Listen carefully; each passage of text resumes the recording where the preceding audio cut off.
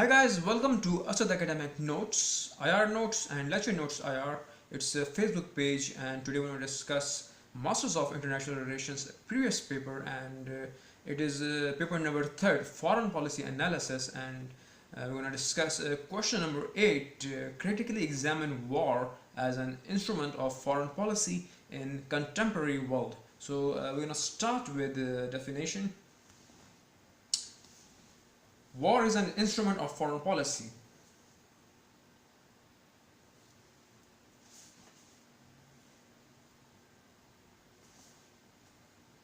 War has been classically considered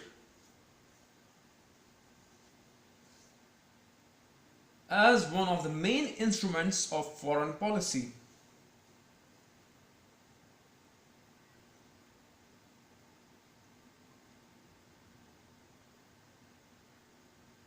Such positions has gone under pressure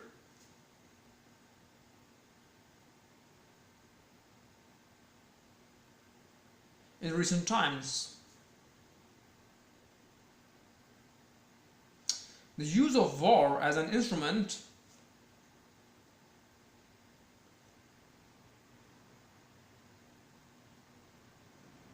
of foreign policy intend to achieve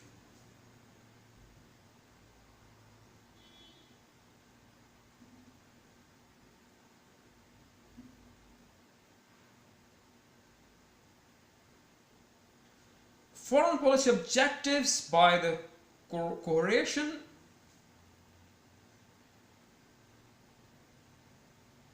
of other foreign policy actors.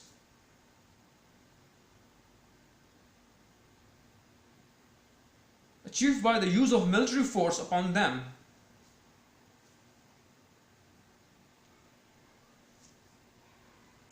It is important to bear in mind that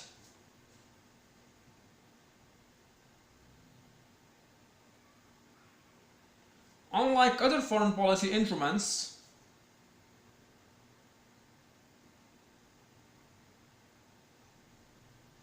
the use of war as a foreign policy instrument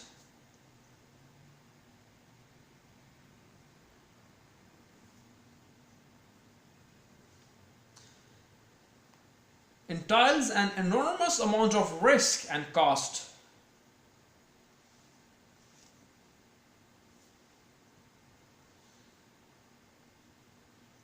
Risks include the possibility of a military defeat,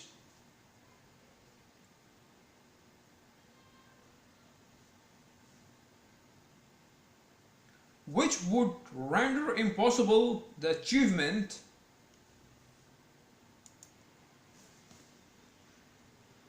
of the pursued foreign policy objectives.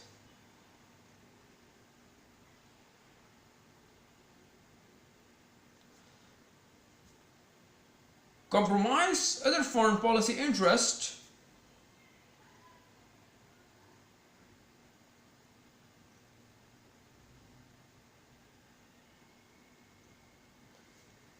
and objectives and event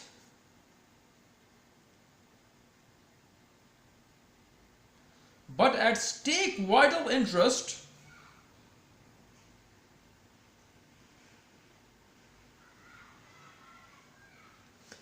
Another possible risk is the lack of public support.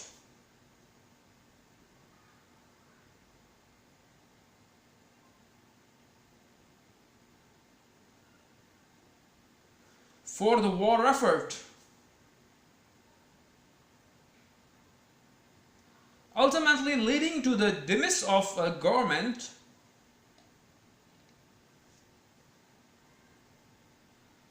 It is important to bear in mind that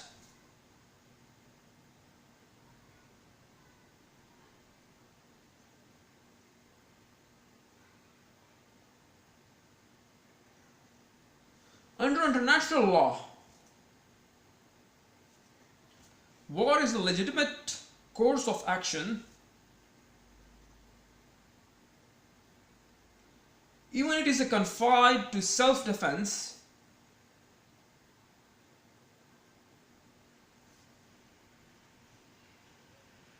Article 51 of the UN Charter. International law has aimed at the reduction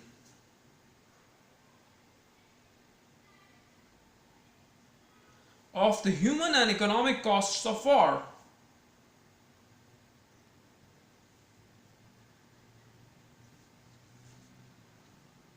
Start with a new paragraph. War may be divided into conventional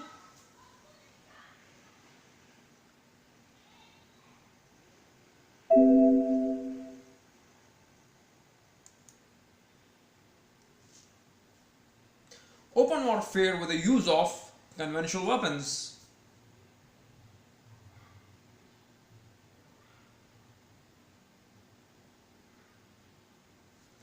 unconventional covert warfare,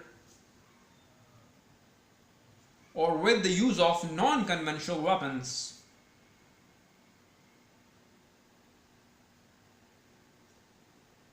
Such as nuclear, biological, or chemical, and asymmetric, where the parties in conflict differ.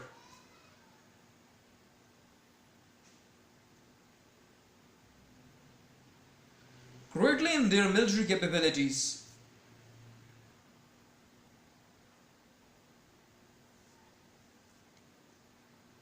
Start with a new paragraph. Political instruments. The main political instruments of foreign policy are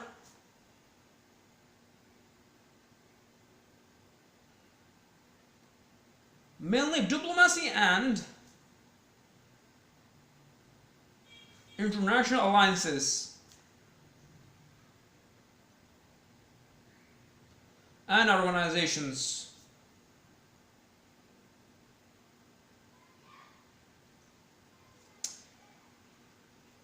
International governmental organizations are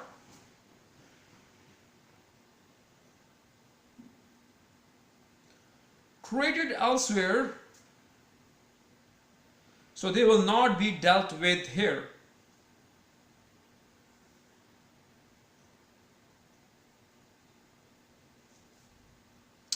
Start with a new paragraph. Diplomacy of war.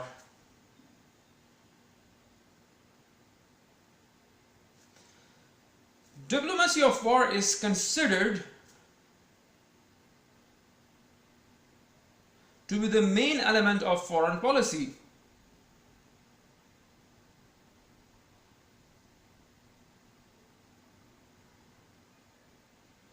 It is defined as the art of practice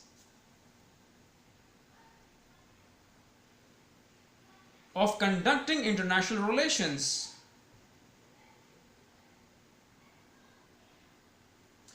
It is important not to equate diplomacy and foreign policy, as the first as merely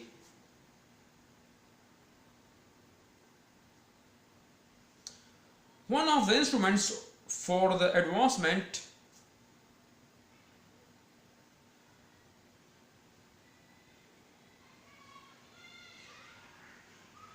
of the later.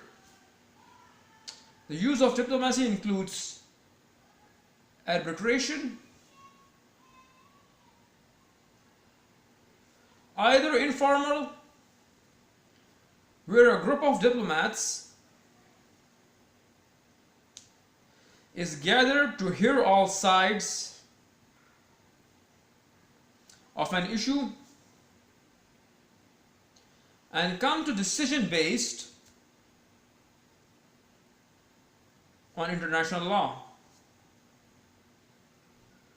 A formal, where the International Court of Justice at The Hague takes this role.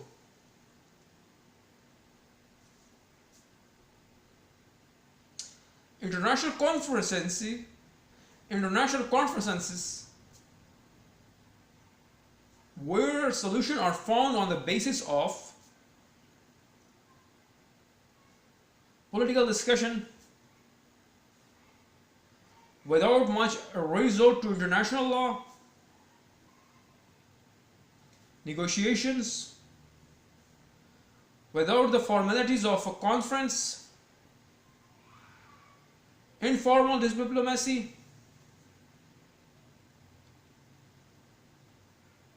such as the use of non-officials or non-mandate officials.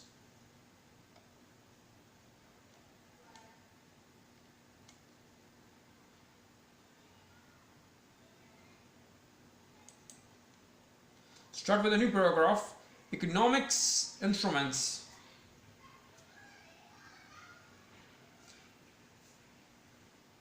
The main economic instruments are foreign aid,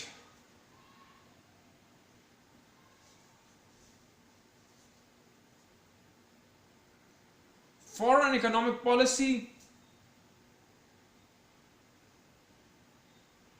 and economic sanctions. All of them will be analyzed below.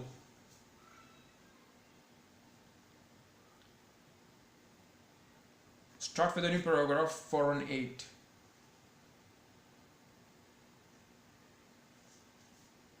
As regards foreign aid, it refers to the voluntary and intentioned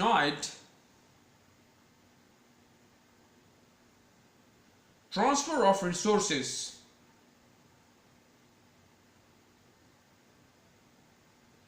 typically, although not always,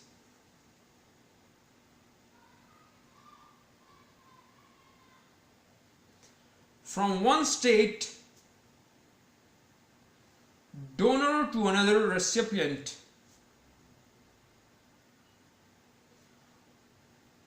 Foreign aid is in itself divided into different categories.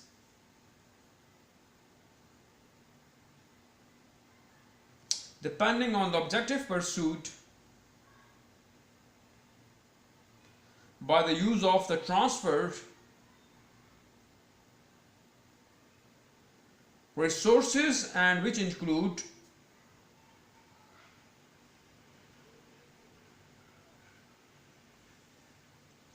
humanitarian aid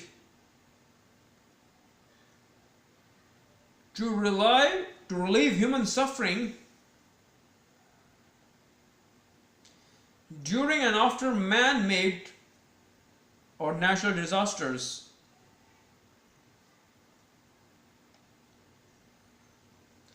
Without tackling the original causes of the vulnerability,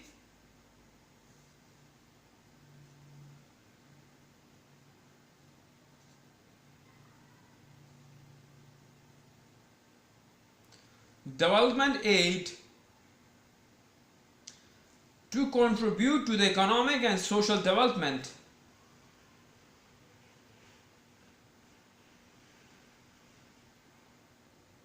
of the recipient in the long term without necessarily alleviating immediate suffering, and military aid dedicated to the strengthening of the military capabilities of the recipient. Start with a new paragraph. Military instruments. There are two types of military instruments. Depending on the whether or not force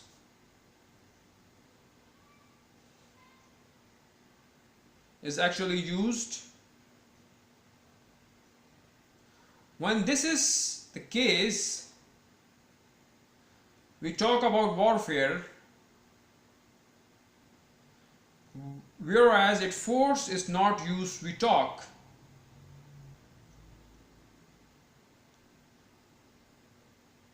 About military pressure or threat. Start with a new paragraph.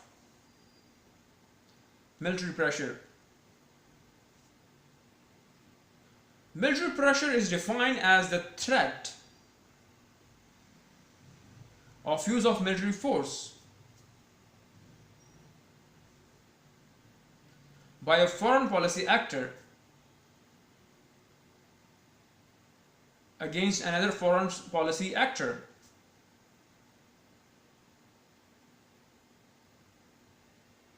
In order to achieve certain foreign policy,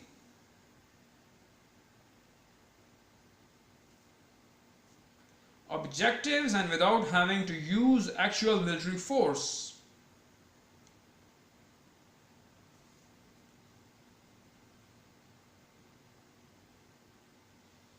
The use of military pressure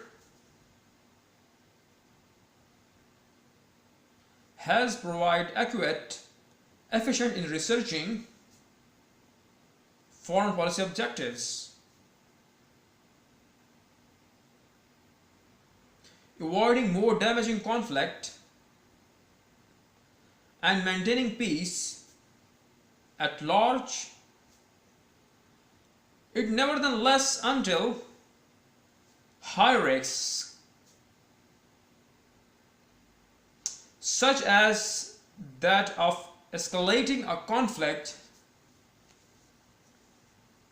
and ending up in a situation of actual warfare. Additionally, the use of military threat as a foreign policy instrument must infer indeed the possibility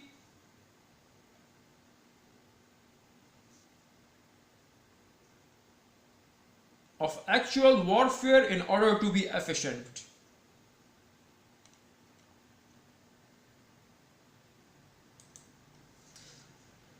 Start with a new paragraph. Alliances. Alliances are agreements between two or more actors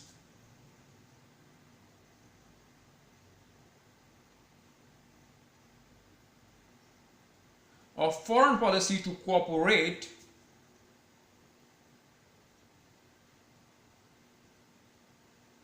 on issues of common interest.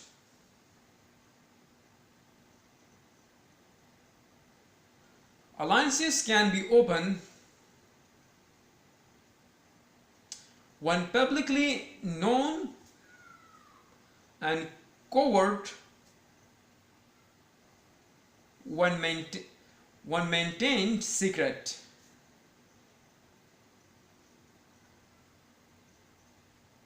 Formal when creating bodies to support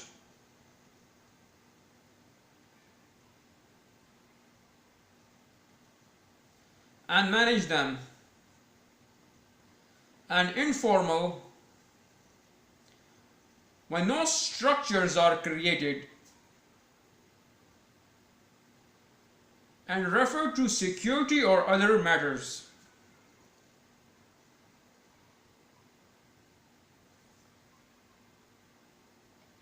Start with a new paragraph. Economic sanctions.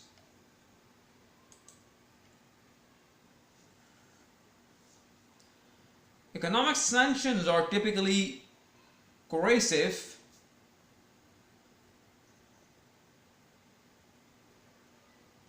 measures intent be an actor of foreign policy.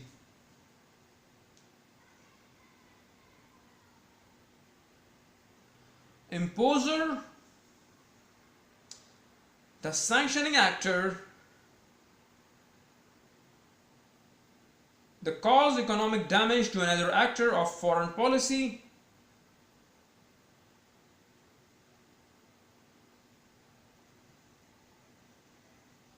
target, the sanction actor and thus force it to pursue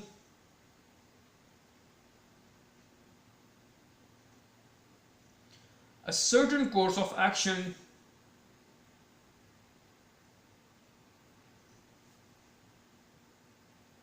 they may include tools such as embargoes,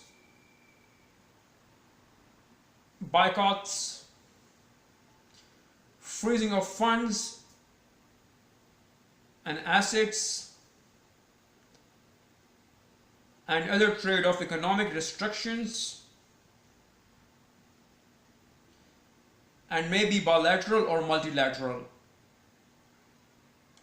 So if we define this in Urdu, same question, critically examine war as an instrument of foreign policy in the contemporary world. अगर हम इसको उर्दू में बयान करें, दानिशवराना तौर पर गैर जानबदार दुनिया में गैर मुल्की पॉलिसी के ज़रिए जंग का जायज़ा लें, तो हम इसको ये बयान करेंगे गैर मुल्की पॉलिसी के साजो सामान के तौर पर अगर हम जंग को देखें तो जंग क्लासिकली तौर पर गैर मुल्की पॉलिसी का एक अहम आलात है, आलात में से है एक तस्वर अगर इसका किया जाए।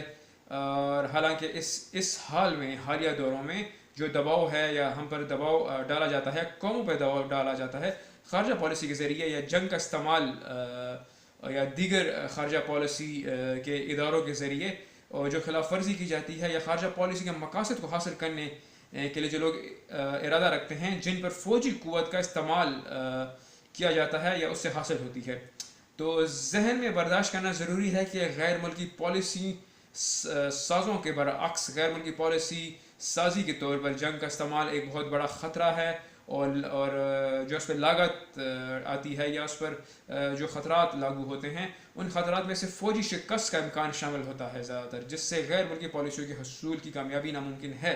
दूसरी गैर मुल्की पॉलिसियों के मफादात और मकासद को समझने के लिए यहाँ तक कि अहम मफादात को फ़रोग़ देने में भी मदद मिलती है। एक और मुमकिन ख़तरा ये है कि जंग की कोशिशों के लिए अवामी हमायत की कमी है, बिलाखिर हुकूमत की साजी जो कि ख़त्म होने लगती है या खामोश करा दी जाती है, उसकी ये रहनुमाई करता है। जहन में बर्दाश्त करने के लिए ज़रूरी है कि बैन अक़वामी कानून के तहत जंग एक कानूनी अमल है, यहाँ तक कि अगर ये जो ख़ुद दिफा से मुतल्लिक़ है, अक़वाम मुत्तहिदा के 4 जो कि आर्टिकल हैं 51 बैन अक़वामी कानून का मकसद जंग के इंसानी और इक़्तिसादी अखराजात को कम करने का मकसद है। अब हम बात करते हैं जंग रवायती हथियारों का इस्तेमाल के साथ एक खुली जंग है, और जिसमें इसको हम तकसीम किया जा सकता है।